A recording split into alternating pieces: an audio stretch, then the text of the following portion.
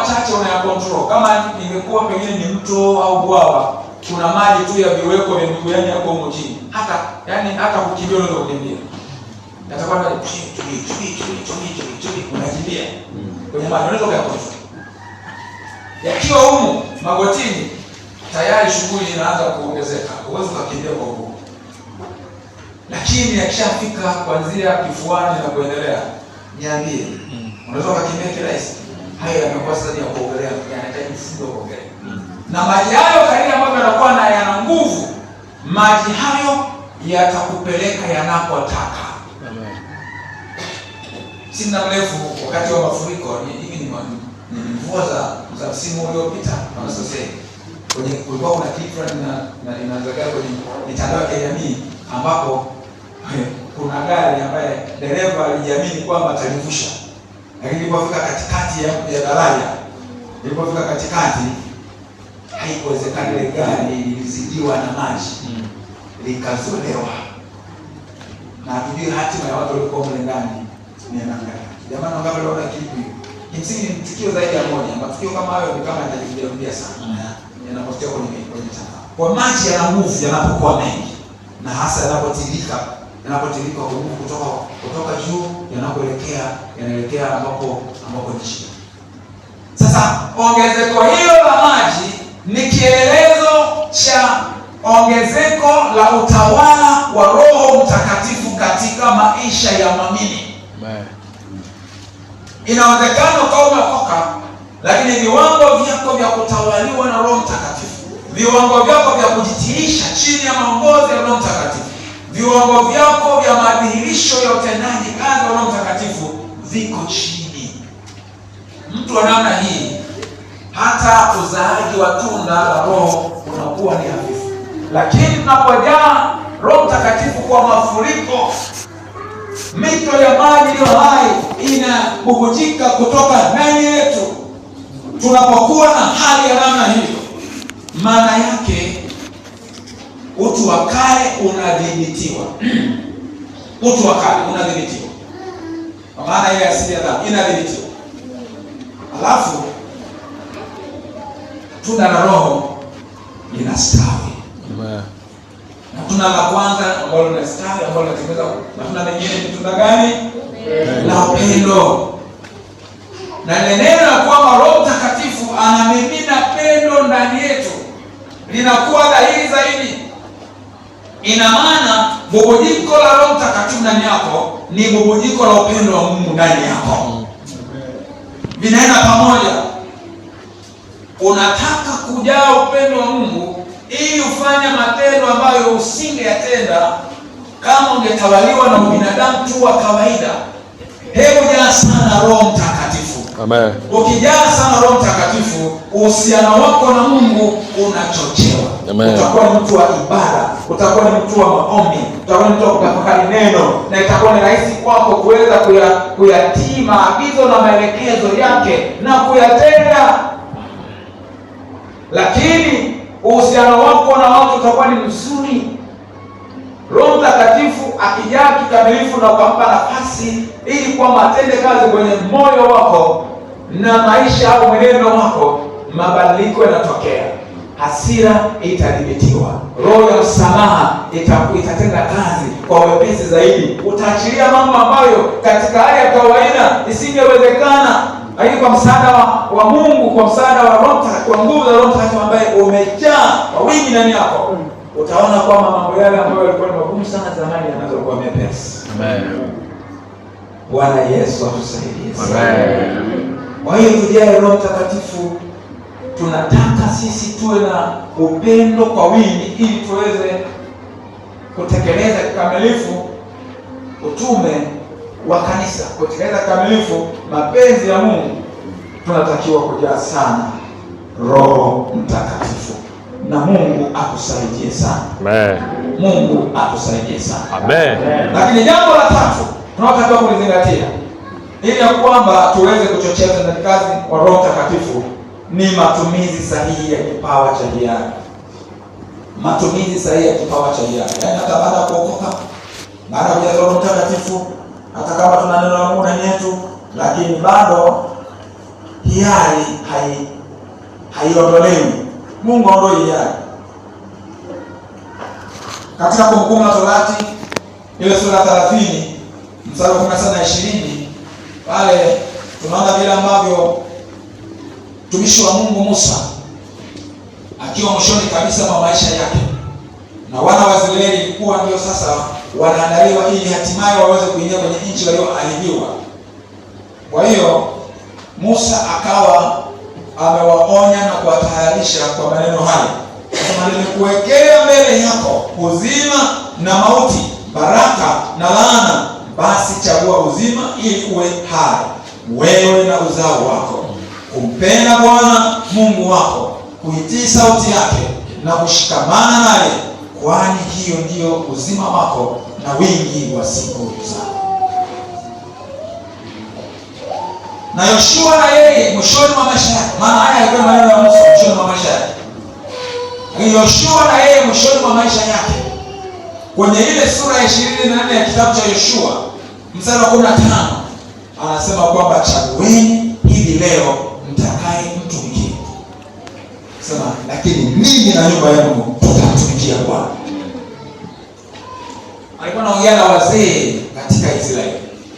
Wale watu walifanya agano na huyo Yoshua kwamba hawatamwacha Bwana, daima watamchagua kumtumikia yeye. Hawezi kutumikia miungu mingine.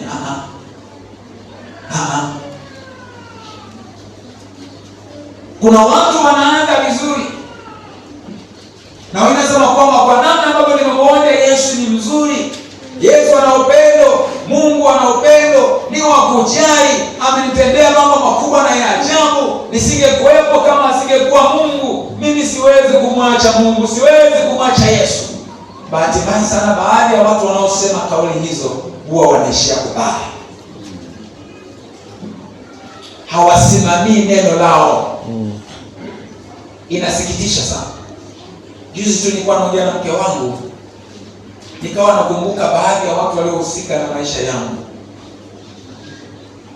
Aliyeniongoza sala ya toba alishapoteza mwelekeo. Tulihesabu watu kadhaa. Aliyesimamia harusi yetu sisi alikuwa ni mtu tulimtambua kama ni wa kiroho, mwenye maarifa, ni mtu yuko serious na mambo ya Mungu. Lakini alishapoteza mwelekeo. Alishamwacha mke wake na wao mke mwingine. Hakuna neno. Huyu ndugu aliyefikia viwango vya kuwa mchungaji. Aliposimamia ndoa yetu alikuwa ni kiongozi kwenye sisi. Ni baadaye akaenda chuoni akasoma huko, anaendelea kufanya kazi, akasoma chuo enezi. Na akaingia kwenye huduma. Kapewa kanisa fulani hivi, akawa anaendelea kufanya kwa bidii kubwa. Huko anafanya majukumu ya ajira yake, huku anatekeleza majukumu ya utumishi kwa bidii. Kwa bidii. Yaani mtu ambaye huwezi kudhania kwamba eti siku moja anaweza kaichanganya kwenye dhambi. Yaani can't imagine. Sasa miaka fulani hivi nikaanza kusikia mnong'ono. Sikuamini sana. Maana kutoka pale akaenda kujiendeleza zaidi chuo kikuu. Alikuwa na diploma, akaenda kusomea degree ya mambo ya kilimo. Sasa nikasikia kwamba inasadikika. Akiwa chuoni alikuwa ana maneno, kuna vitu ambavyo havieleweki kwa nafanya. Maana yake kale kwa mashara anza kuacha njia. Nisikie kitu sikuamini sana. Ni kweli. Nikikutana naye haonyeshi. Naona tu mtu anaendelea hivi na vile na hivi. Basi nikajua yale maneno labda watu wanahisi. Kwa hiyo baadaye ndio mambo yakawa yanaenda. Akaenda akamata na cheko, amacha mke wake. Anasimamia ndoa yeye na mke wake. Sasa tukajaribu kuhesabu na mwingine yule na mwingine yule na mwingine yule. Hivi inakuwaje mtu afikia hatua kama hiyo? Sasa juzi ninapotafakari sana haya mambo yakanijia kwa nguvu sana mambo mawili, kwamba hayo ndio kima ya maana nimekuwa sana kwenye maombi. Kila nikisikia mtumishi mwanangu sijui ameanguka narudi nyuma, nasema Mungu nisaidie mimi nisije nikaishia vibaya. Maana nasema akidhaniaye amesimama anaweza kufanyaje? Asije akaanguka. Wanakuwa na maombi nalia sana mbele za Mungu. Kwa Mungu, hapana, mimi sitaki niishie kwenye mwisho wa namna. Naanza sasa kufuatilia, lakini mtu mpaka afike hapo, kwa nini kinachotokea? Yaani vitu hivi haviji tu ghafla bivu. Kwa hiyo katika kuendelea kufuatilia nimejifunza vitu vingi. Sasa hilo sio somo langu leo hii. Kwa washirika wa kawaida na kwa watu ambao wako kwenye level ya utumishi kama mimi, nimekwisha kuelewa ya kwamba huwa dalili zinaanzaga mbali sana. Viashiria huwa vinaanza mbali sana, haitokei ghafla. Na mambo makubwa yenye nguvu pamoja na mambo mengine ni upendo kwa Mungu na unyenyekevu. Mambo haya makubwa mawili ndio ambayo Roho wa Mungu amekuwa akisisitiza sana, ya kwamba ukipunguza upendo kwa Mungu ukapenda vitu vingine, udhaifu unaanza kuingia. Ile nguvu ya upendo ambayo ilikuwa inakupeleka karibu na Mungu inadumisha, inaactivate uhusiano wako na Mungu, na uwezekano wa kufanya tofauti unakuwa haupo kwa sababu ya ukaribu wako na Mungu na neema kubwa inayoachiliwa kwa sababu ya namna ambavyo umejiweka karibu na Mungu. Halafu na unyenyekevu, hilo la pili, vinaenda kwa pamoja. Ninasema kwamba Mungu huwapinga wenye kiburi, lakini huwapa wanyenyekevu nini? Neema. Kumbe kuna siri kubwa sana kwa unyenyekevu. Issue sio uwezo binafsi. Kuna watu ambao kwa siri kama wadhaifu sana, lakini ndio walioshinda. Na watu walioonekana wakakamavu, watu wajasiri, lakini walipoacha kumtegemea Mungu wakategemea zaidi ujasiri wa kibinadamu, walishia kubaya. Unyenyekevu ni kivutio cha neema ya Mungu. Neema ya Mungu kwa maana ya upendeleo wa Mungu, divine favor, kibali cha Mungu. Neema ya Mungu kwa maana ya kupewa usiostahili, zile huruma za Mungu. Lakini neema ya Mungu kwa maana ya divine enablement, kwa maana ya uwezesho wa kiungu.